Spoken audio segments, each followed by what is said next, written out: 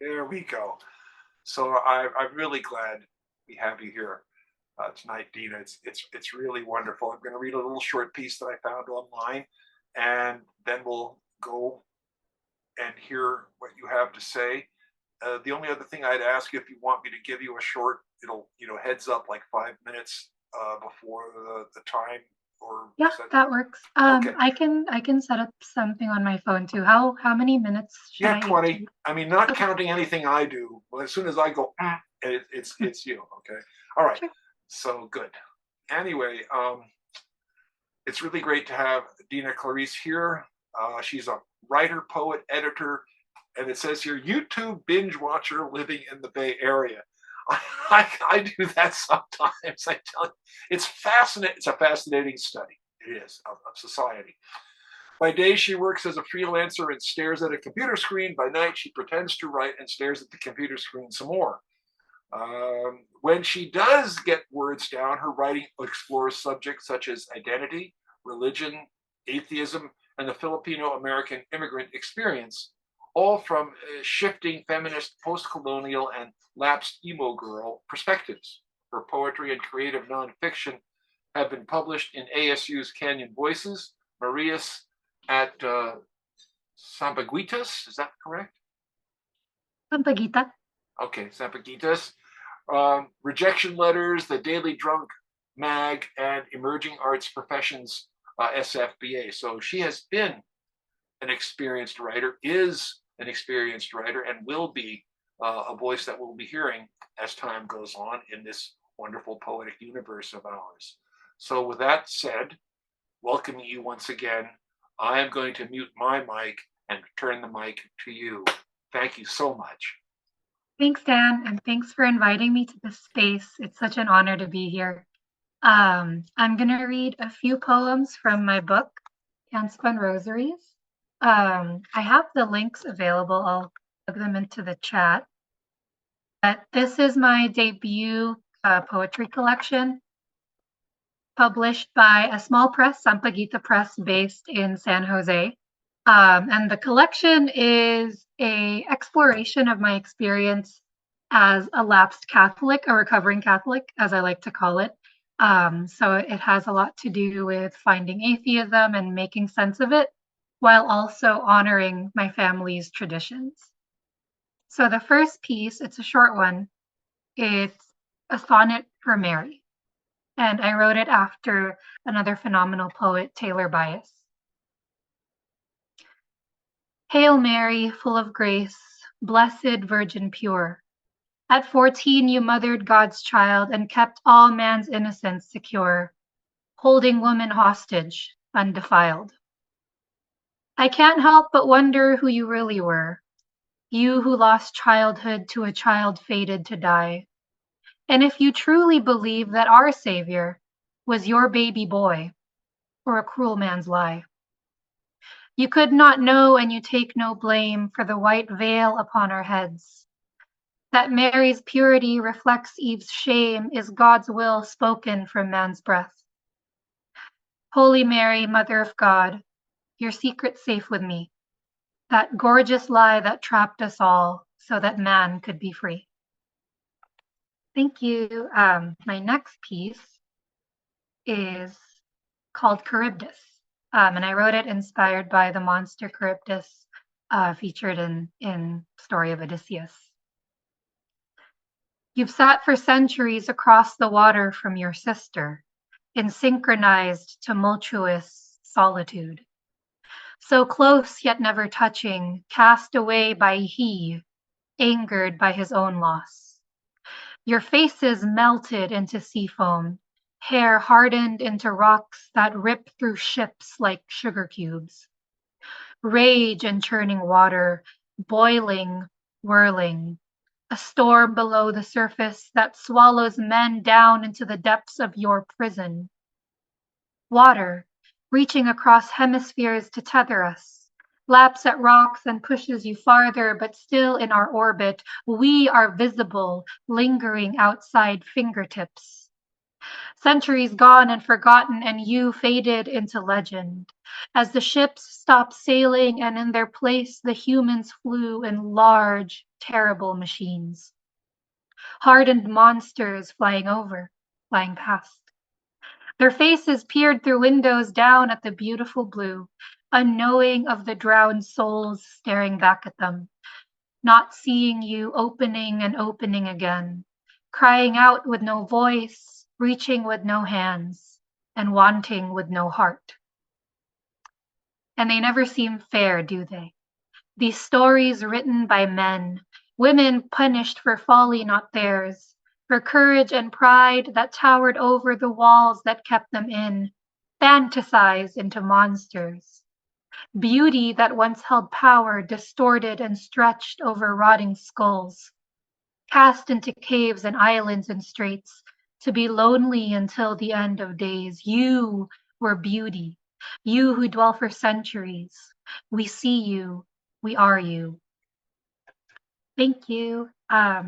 And to go along the theme of the monsterization of women in mythology and lore, my next piece is called Pouring Salt.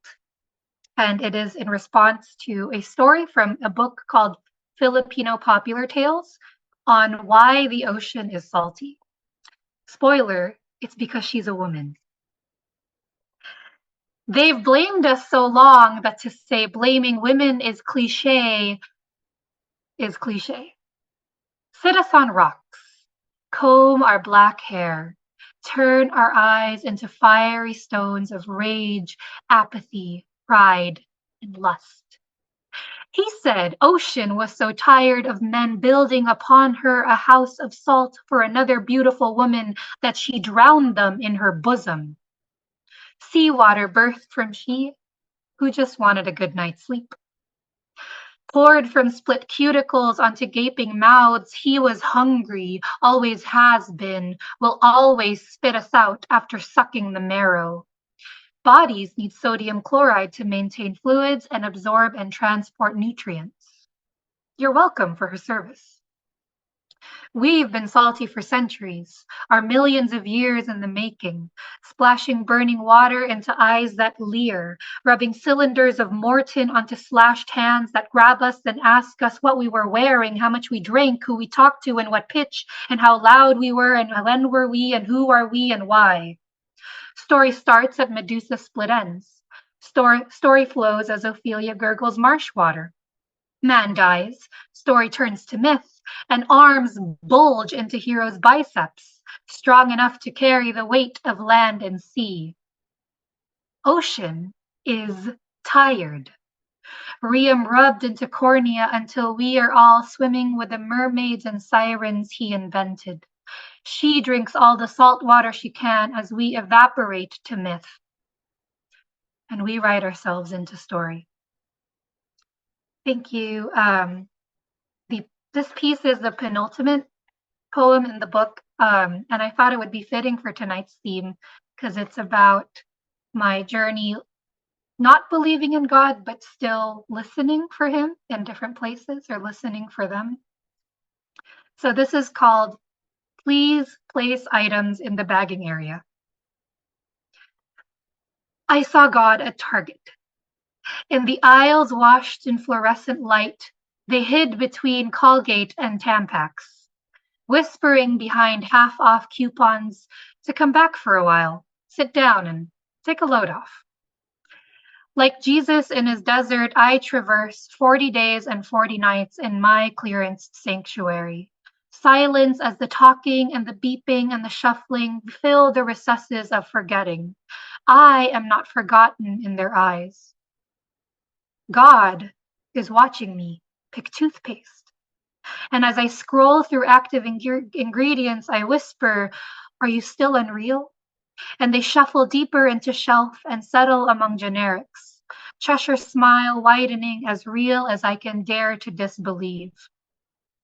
I blink away the clatter of beads falling to hardwood, a grandma's voice blurring to background. I am never to drop sacred plastic on floor. I'm never to eat before Mass because Jesus doesn't like sharing my belly with hot Cheetos. never to blink when looking into the eyes, their eyes, turned in sorrow and pain at my forgetting when I am never forgotten. Who are they? And who are they to follow me to self-checkout and scan my items, ask me how many brags I've bought, ask me if I've rethought this whole thing, this whole unbelieving when it could be simpler to blink and pick up the beads again, reshoulder litanies and speak the words already lingering on my tongue. I now relish Sundays free, but swallow the unforgetting. I feel the urge to kneel and beg for forgiveness when I know it's the plaque on my teeth. Thank you. My next couple of poems are actually in a manuscript that is currently in submission lingo. So if everyone could just give good vibes out into the universe, much appreciated. Um, this manuscript is part of a book called Physics for Daughters, and it's just about my relationship as a daughter, as a child of immigrants, and what that means and how I navigate this world. This first piece is called Butterfly, and I wrote it inspired by my own imposter syndrome. In your soft leather chairs, you tremble at the sight of me. I step through drywall, materialize from dust. The papers shudder, glass shatters in your hands, and your blood tastes of blank and waiting. I was always welcome here, if only by my own volition. Your nightmare born of lost causes and forced forgetting. I sink my teeth in the space they before me have pried open. I am imposter, willing my flesh to reality, screeching my words against opaque night. You will not escape me. You who reek of thousand-year gold, you who will never see me beyond the framed masses. Master lepidopterist, collector of exotic beauty, who keeps us lined in succession and shakes hands with those who think they'll survive the wave of us. You all wade in receding tide. Did you think I was grateful for the thumbtack piercing thorax and my wings pressed on artisan paper? That I will bow for scraps, kiss the feet that kick leftovers, and tell me at least I'm getting something? You littlest of beings. Your eyes against the glass don't realize I am already on the other side. The ripping of wings too tiny for you to hear. I cannot fly, but I am still free. I am coming. Thank you. That was Butterfly. My next two pieces are kind of in conversation with one another. The first is called How Far is Heaven? And I wrote it after the band Los Lonely Boys and the movie Everything Everywhere All at Once. I wish I believed longer than the heartbeat beating and the amplitudes of keeping it together. I wish I believed in a life after this where we could agree to live forever, skin glowing as we embrace in the perpetual lights you promised would come if I just bowed my head. But the waves never waver and I will never stoop to tide. Instead, I believe in you and us, in the shouting that we swear is love eclipsing on tongue. I believe in singing and blood harmonies, how the echoes of our chest and head voices swell into domed ceilings like water brimming above cliffs to reach their moon. I believe we survive storms because you love with the bellows that scoop cumulonimbus clouds from diaphragm. Heaven isn't that far. And I believe our twin altos twist constellations like light bulbs and snap light years into 3-point U-turns. You will never say sorry, just as I will never turn my own volume down. But just because we stand at a stalemate doesn't mean that the game is ending. We are suspended pieces in a game we refuse to end. Heaven isn't far, it's just across the board. You and I watch each other grapevine along squares, the steps we rehearse for centuries. I believe in this, that we are everything and everywhere. Stretch seams to touch hands, swallow sentences to show that to love is to be wrong sometimes. We are the breathing relics of a love so threatening that soil grew over mouths to keep us silent. But we are the breathing relics of a love that promises more than wrong and silent. It is love that forgives without sorries and understands without needing to know. I believe in the heaven in our palms when we grasp for one another along light beams and on crosswalks. I believe in the forever between us as we keep going. Thank you. The next piece is called Pandango sa Ilaw, which is a traditional Filipino dance. If you've never seen it, look it up on YouTube. It's beautiful. They hold candles. Pandango sa Ilaw. I learned to speak and listen at a distance. Our happy was something special, a delicate thing to be held only by fingertips, passed on from your own mother and from hers, a silence we spoke in nods and hunched shoulders. When I went away, it was a tearing, fracturing that thing we cupped in hands and stitched with fine silk, cried tears and prayed over, that it would remain the beautiful translucence through which we can still see her and her and her before us. If we're being honest, I wanted to smash it, hurl it into the sunset in the direction we came from, chomp it in my molars and scratch it from our scalps. This thing that intertwined the spaces between our fingers and has begged us to stay for 1,000 years. If we're being honest, I miss you, and sometimes wish we never found out how strong this is. The tenuousness is a fable to keep us. We're stretching the tendons and opening ourselves to something more, and something more isn't always wonderful. I'll keep pulling and I'll keep listening for your call, and I'll come back as close as I can dare, without blurring the distance we've nurtured, a closeness that will keep it up against our ribs as we twinkle in the light, tracing the same steps she and she and she have danced. Thank you. This is going to be my last piece. It's called Don't Tell the Universe to Calm Down. Since the beginning of all of us, we've been expanding. Entropy and the fire radiating from our pores, hungry for the after and the cold. Restless and angry and never sitting down means we are alive. Stretch marks on shoulders as fingers never cease to grasp at the stars. Out of not knowing any better, we are time travelers and in denial, illustrating our dreams on dying fiery gods, light dancing in our eyes from thousands of years before the words even existed.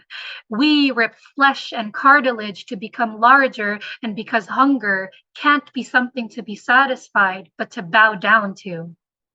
We reinvent the gods that never knew us, dipping wombs into the ocean and hoping to birth more than we can ever promise to nourish. Never mind. We can name more gods each day. They couldn't abandon us after all, if they were reaching toward their own dreams.